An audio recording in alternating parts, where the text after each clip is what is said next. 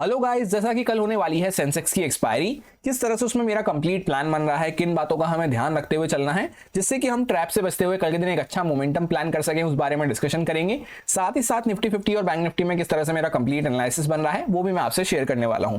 सो स्वागत है आपका एक और डेली एनालिसिस वीडियो में। सबसे पहले हम लोग डिस्कशन स्टार्ट करते हैं सेंसेक्स के डेली टाइम फ्रेम चार्ट से।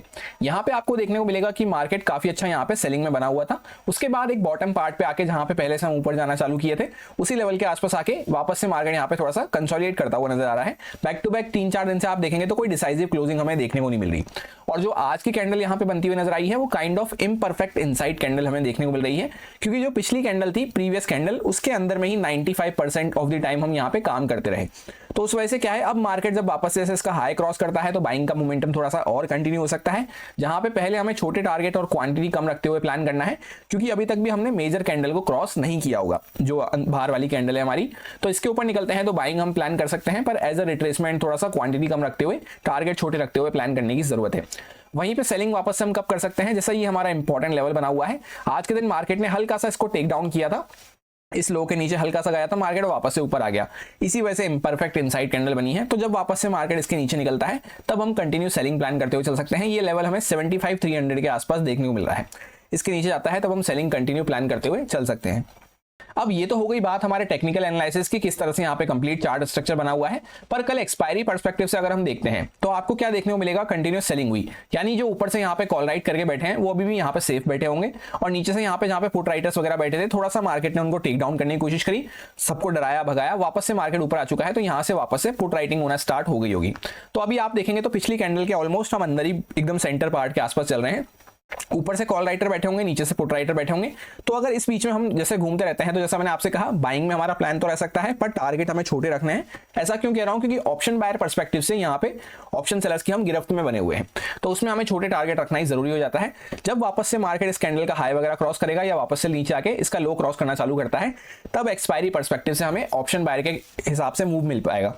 और दूसरी बात क्या है कि जैसे आप यहाँ पे देखेंगे तो एक्जैक्टली साइकोलॉजिकल लेवल जो है 76,000 का, मार्केट ने उसी के आसपास क्लोज करता हुआ मार्केट नजर आया है। तो अगर यहाँ पे घूमता है तो थोड़ा सा ऑप्शन सेलर्स के लिए ज्यादा बेनिफिशियल हो सकता है, जहां पे ऊपर से कॉल राइटर पुट राइटर जो बैठे होंगे और सेम स्ट्राइक प्राइस का जिन्होंने स्ट्राइडल बना रखा होगा, यानी कॉल पुट शॉर्ट कर रखा होगा, उनको अच्छा बेनिफिट बन सकता है। इसी के साथ एक इंपॉर्टेंट पॉइंट और है कि लास्ट 2 एक्सपायरी अगर आप देखेंगे तो वहां पे यहाँ पे आप देखो और यहाँ पे आप देखो, सेंसेक्स हमें ट्रेंडी मूव करता हुआ नजर आया है, एक बार बाइंग साइड पे एक बार सेलिंग साइड पे। तो वैसे भी कोई बहुत बड़ा मूव वो जिस तरह से हो जाए उसके चांसेस थोड़े से कम हो जाते हैं, स्पेशली जैसे लास्ट एक्सपायरी पे डाउन साइड का मूव हुआ है तो डाउन साइड पे इस तरह के मूव होने के चांसेस थोड़े कम हो जाते हैं। ऐसा नहीं है कि हो नहीं सकता, 95% ऑफ द टाइम ऐसा नहीं होता वैसे तो, पर 5% चांसेस रहते हैं, कभी कभी हो जाता है। तो उस साइड पे जो चीजें कम होती है उसके लिए हम प्लान करते हुए नहीं चल सकते। तो हमें क्या करना है, इस बीच में हमें थोड़ा सा छोटे टारगेट प्लान करने हैं, और सेफ्टी के तौर पे हम जब मार्केट इसके बाहर निकलता है तब as an option buyer perspective target अपने बड़े करते हुए चल सकते हैं। अब हम लोग आ चुके हैं 15 मिनट टाइम फ्रेम पे, जहां पे ये कुछ हमारे लिए इंपॉर्टेंट लेवल्स रहेंगे। 593 के आसपास यहाँ पे एक सपोर्ट हमारा बना हुआ है, इसके नीचे निकलते हैं तो 297 के आसपास नेक्स्ट सपोर्ट आने वाला है, जहां पे इंट्राडे का लो हमने लगाया है। फिर 75,000 का साइकोलॉजिकल लेवल हमारे पास आएगा। अभी एक्जैक्टली जहां पे मार्केट ने क्लोज किया है ये एक इंपॉर्टेंट लेवल तो है हमारा, 76,000 का साइकोलॉजिकल लेवल भी है, पर इसके आसपास हम कई बार यहाँ पे रेजिस्टेंस ले लिए हैं, तो इसलिए ये इंपॉर्टेंट रेजिस्टेंस नहीं है। अगर मार्केट छोटा मोटा गैप डाउन खुल के वापस से इसके ऊपर आ जाता है या डायरेक्टली गैप अप वगैरह खुल जाता है तो यहाँ पे थोड़ा सा पॉजिटिव मूव हमें देखने को मिल सकता है। 394 के आसपास नेक्स्ट रेजिस्टेंस आएगा, जहां पे पिछली वाली जो मदर कैंडल है हमारी उसका हाई लगा हुआ है इस लेवल के आसपास।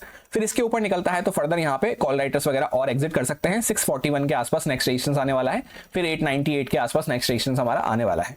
सो एक लाइन में सिंपल रखेंगे प्लान को कि मार्केट यहाँ पे बड़ी कैंडल के अंदर में अभी चल रहा है, तो नीचे से पुट राइटर बैठे होंगे, ऊपर से कॉल राइटर बैठे होंगे, और यहाँ पे सेम स्ट्राइक प्राइस के साइकोलॉजिकल लेवल के कॉल पुट लोगों ने शॉर्ट कर रखे होंगे। तो जैसे मार्केट थोड़ा बहुत ऊपर जाता है तो इनिशियली हमें जो है टारगेट छोटे प्लान करने हैं, क्योंकि मार्केट हो सकता है वापस से घूम फिर के यहीं पे टाइम स्पेंड करके अपना डे खत्म करने की कोशिश करें, स्पेशली एक्सपायरी का डे। उसमें क्या होगा, ऑप्शन सेलर्स के लिए बेनिफिशियल वो हो जाएगा, तो वो कोशिश करेंगे मार्केट घूम फिर के इसी के बीच में बना रहे। सो ऐसे में हमें एज एन ऑप्शन बायर क्या करना होता है, टारगेट अपने इनिशियली छोटे प्लान करने होते हैं माइंडसेट में, फिर अगर मार्केट निकलता हुआ चल रहा है तो हम ट्रेल करते हुए इसको आगे फर्दर प्लान कर सकते हैं। और वहीं पे अग्रेसिव सेलिंग हमें कब देखने को मिल पाएगी, जैसे आप देखेंगे मार्केट बड़ा सा गैप डाउन खुला, सेलिंग का एक मूव दिया, या यहाँ पे जो बायर्स वगैरह आए थे इनको हटाया, उसके बाद मार्केट ऊपर गया और साथ के साथ रिट्रेसमेंट देता हुआ मार्केट ऊपर जा रहा है। तो इससे क्या होता है, जो वीक हैंड्स वगैरह जैसे यहाँ पे वापस से बाय करे उनको हटा दिया, फिर वापस से मार्केट जैसे डब्ल्यू पैटर्न वगैरह यहाँ पे बनाया, ऊपर निकलने की कोशिश करा तो वापस से रिट्रेसमेंट में हटा दिया। तो अभी ज्यादा यहाँ पे बायर्स वगैरह नहीं बैठे होंगे, जो वीक हैंड्स वाले बायर्स होते हैं, जो रिटेलर्स वगैरह होते हैं, वो अभी ज्यादा यहाँ पे नहीं बैठे होंगे, और जो भी स्ट्रॉन्ग हैंड्स वगैरह होंगे वो थोड़ा सा नीचे ही एग्जिट करने वाले हैं। तो जब मार्केट थोड़ा नीचे निकलता है, डायरेक्टली कोई बड़ा गैप डाउन खुल जाता है, गैप डाउन में वैसे भी क्या होगा, जैसे आप देखा आज के दिन आपने देखा कि मार्केट गैप डाउन खुल के नीचे गया तो वापस से ऊपर आता हुआ नजर आया, तो इसके चांसेस वैसे भी कम हो जाते हैं। तो उस केस में गैप डाउन खुल के अगर मार्केट कुछ बड़ा सा नीचे वगैरह जा रहा है, तब हम कुछ सेलिंग में प्लान रखते हुए चल सकते हैं। उसमें फिर ये स्ट्रॉन्ग हैंड्स वगैरह जो यहाँ पे बाय करके बैठे होंगे उन पे भी खतरा बढ़ सकता है, उनके मन में भी पैनिक क्रिएट हो सकता है। जब तक ऐसा नहीं हो रहा, छोटा मोटा गैप डाउन खुल के मार्केट ऊपर आ जाए, वापस से 76,000 वगैरह को क्रॉस करता है, या फिर मार्केट डायरेक्टली अच्छा गैप अप वगैरह खुल जाता है, तो हम कुछ बाइंग में यहाँ पे प्लान रखते हुए चल सकते हैं। इनिशियली क्वांटिटी कम रखते हुए और टारगेट माइंडसेट में छोटे प्लान करते हुए, फिर अगर मार्केट निकलता हुआ चल रहा है, जैसे मेन वाली कैंडल का हाई वगैरह क्रॉस कर देता है, तब हम टारगेट फिर बड़े कर सकते हैं प्रॉपर्ली ट्रेल करते हुए। निफ्टी 50 का चार्ट भी सेम सेंसेक्स जैसा ही रहता है, तो यहाँ पे भी सेम ही प्लान रहेगा कि मार्केट सेलिंग में बना हुआ था, जो बड़ी कैंडल वगैरह थी उसको हल्का सा मार्केट ने गैप डाउन खुल के टेक डाउन किया, यहाँ पे जो बायर्स वगैरह बैठे थे उनको हटाया, उसके बाद मार्केट धीरे धीरे करता हुआ ऊपर आना चालू किया है। तो अभी क्लोजिंग कहाँ पे करी है, 23,000 साइकोलॉजिकल लेवल के हल्का सा नीचे करी है। तो यहाँ पे अभी भी कुछ लोग पीछे के जो सेल करके बैठे हैं वो अभी भी यहाँ पे होल्ड कर रहे होंगे पोजीशन, कि हाँ मार्केट ने अभी तक भी साइकोलॉजिकल लेवल को क्रॉस नहीं किया। तो अगर मार्केट जैसे डायरेक्टली इसके ऊपर खुल जाता है या फ्लैट वगैरह हल्का फुल्का नीचे खुल के वापस से इसको क्रॉस करता है, तो हम बाइंग में कुछ प्लान रखते हुए चल सकते हैं। फिर अगर मार्केट जैसे फ्लो में इनिशियली इसमें भी हमें क्वांटिटी और टारगेट छोटे रखने हैं, फिर अगर मार्केट इस लेवल को क्रॉस करता है फर्दर आगे, तो यहाँ पे इसके ऊपर हमें एक अच्छा मोमेंटम देखने को मिल सकता है। और इसमें भी सेम प्लान रहेगा कि जैसे मार्केट ने इस लेवल के आसपास एक सपोर्ट हमारा बना रखा था, उसको हल्का सा ब्रेक डाउन करा, यानी कि लिक्विडिटी ग्रैप का कंसेप्ट अगर आप समझते होंगे, नहीं पता है आपको लिक्विडिटी क्या होती है, लिक्विडिटी ग्रैप क्या होता है, तो मेन वाले चैनल पे लर्निंग वीडियोस पड़ी हुई है काफी सारी लिक्विडिटी के ऊपर, उसको आप चेकआउट कर सकते हैं। यहाँ पे लोगों के स्टॉप लॉस खाए मार्केट ने, लिक्विडिटी ग्रैप का कंसेप्ट लगाया और फिर मार्केट ऊपर आना चालू किया है, उसमें भी साथ के साथ रिट्रेसमेंट देता हुआ ऊपर आ रहा है। तो जो भी यहाँ पे अभी बाय करके बैठे होंगे, जो जिनको निकलना होगा वो तो निकल गए होंगे, जो वीकेंड्स वगैरह होते हैं, जो अभी भी बैठे होंगे उनके स्टॉप लॉस थोड़ा सा नीचे हमें मिलने वाले हैं। तो सेलिंग का प्लान फिलहाल अभी यहाँ पे नहीं है। जब तक मार्केट ऐसा कुछ डायरेक्टली कोई बड़ा गैप डाउन नहीं खुल जाता या डायरेक्टली नीचे निकलना चालू नहीं करता, तब तक सेलिंग का फिलहाल अभी कोई प्लान नहीं है। कोई मेजर गैप डाउन खुल जाएगा, सपोर्ट वगैरह के नीचे जाएगा, तब हम वापस से सेलिंग प्लान करते हुए चल सकते हैं।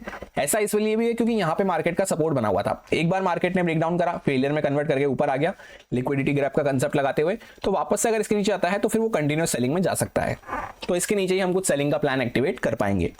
और यूं भी प्रोबेबिलिटी वाइज क्या है, एक दिन पहले गैप डाउन खुले, नीचे गए, वापस से ऊपर आ गए, तो इस चीज के चांसेस कम हो जाते हैं। तो गैप डाउन खुल के भी अगर छोटा मोटा मार्केट ऊपर आ रहा है, तब हम कुछ बाइंग में प्लान रखते हुए चल सकते हैं। अदरवाइज वो नीचे निकलेगा, सपोर्ट वगैरह के नीचे जाता है, तो फिर कहीं ना कहीं वो थोड़ा सा और ज्यादा नीचे जा सकता है।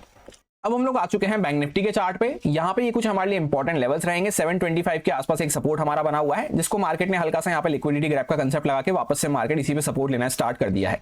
तो ये हमारे लिए काफी इंपॉर्टेंट लेवल हो जाता है। 927 के आसपास एक माइनर सपोर्ट हमारे आने वाला है, क्योंकि ये पहले यहाँ पे कंसोलिडेशन का जो हायर साइड जो रेजिस्टेंस वगैरह बना हुआ था, जिसका मार्केट फिर फाइनली ब्रेकआउट करके ऊपर आया है, तो ये एक माइनर सपोर्ट हमारा हो सकता है। और पीछे भी मार्केट यहीं पे कंसोलिडेट कर रहा था, तो बेसिकली ये पूरा हमारा एक कंसोलिडेशन वाला जोन बना हुआ था। यहाँ पे अपर साइड पे 273 के आसपास वही पुराना हमारा रेजिस्टेंस है, जिसको हमने कल भी डिस्कस किया था। यहाँ पे पहले रेंज की लोअर साइड बना हुआ था, इस वजह से यहाँ पे हल्का सा माइनर रेजिस्टेंस मार्केट यहाँ पे ले रहा है। इसके ऊपर अगर निकलता है तो 482 के आसपास नेक्स्ट रेजिस्टेंस आएगा। यहाँ पे 482 से लेकर 500 के आसपास इंपॉर्टेंट रेजिस्टेंस भी है, ये रेंज वगैरह का यहाँ पे, और साइकोलॉजिकल लेवल भी हमारा आने वाला है। इसके ऊपर निकलते हैं तो 787 के आसपास नेक्स्ट इंपॉर्टेंट रेजिस्टेंस या फिर इंपॉर्टेंट हाई हमारा आने वाला है। डाउन साइड पे 447 के आसपास एक सपोर्ट हमारा बना हुआ है। सिंपल सा प्लान बैंक निफ्टी में भी ये रहेगा कि मार्केट जैसे गैप डाउन खुल के नीचे गया, यहाँ पे हमने प्लान भी किया था कि ये बायर्स वगैरह आए होंगे, इनको मार्केट स्टॉप लॉस टारगेट कर सकता है अगर मार्केट गैप डाउन खुलता है तो, और फ्लैट खुल के ऊपर निकले या डायरेक्टली मार्केट गैप अप खुले, तब हमने कुछ यहाँ पे बाइंग की बात करी थी। अदरवाइज गैप डाउन के केस में हमने सेलिंग की बात करी थी। मार्केट सेलिंग में गया, उसके बाद वापस से शार्प रिकवरी दिखाता हुआ और साथ के साथ रिट्रेसमेंट लेता हुआ ऊपर आया है।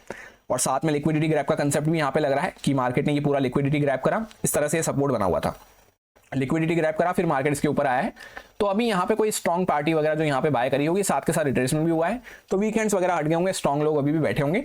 तो इसी फेवर में अगर कुछ हमें ट्रेड मिलता है, छोटा मोटा गैप डाउन खुल के मार्केट वापस से ऊपर आ रहा है, तो हम बाइंग में प्लान रख सकते हैं।